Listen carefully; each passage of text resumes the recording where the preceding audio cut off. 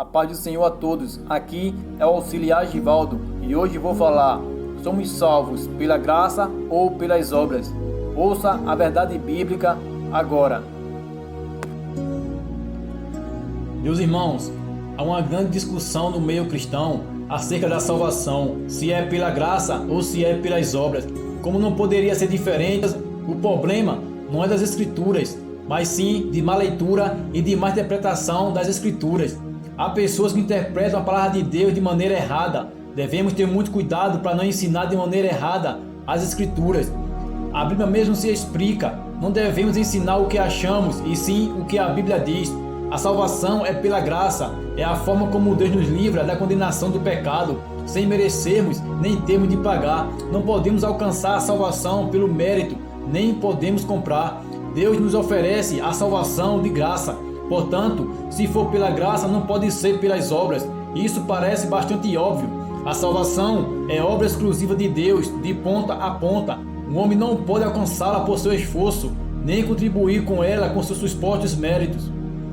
A salvação é pela graça mediante a fé, e não vem pelas obras mediante o mérito. A causa meritória da salvação é a graça.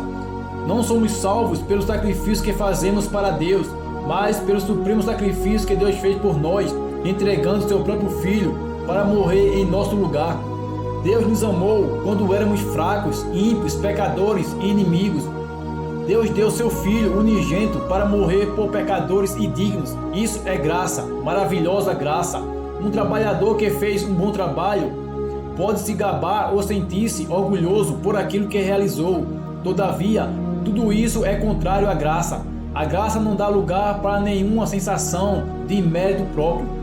Qualquer tentativa de merecer a salvação por meio de nossas obras não é apenas fútil, é impossível.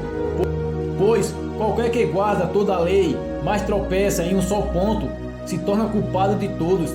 E ainda pior, tentar merecer a salvação é uma negação da infinita penalidade imposta por Deus, uma rejeição do dom inefável de Deus e um repúdio ao que Cristo realizou por nós. A declaração pela graça sois salvos significa que a salvação é obra de Deus e não do homem. O pecador é incapaz de salvar-se a si mesmo, pois o seu coração é inclinado ao mal e sua vontade é escrava do pecado. Em outras palavras, a parte da obra da redenção, o estado do homem é de morte espiritual. Foi o apóstolo Paulo quem declarou: pela graça sois salvos. Ao escrever aos cristãos de Éfeso, ele diz: porque pela graça sois salvos por meio da fé, e isto não vem de vós, é dom de Deus, não vem de obras, para que ninguém se glorie. Em sua graça, Deus oferece a salvação a todos gratuitamente. Pessoas boas não são favorecidas e pessoas ruins não são desprezadas.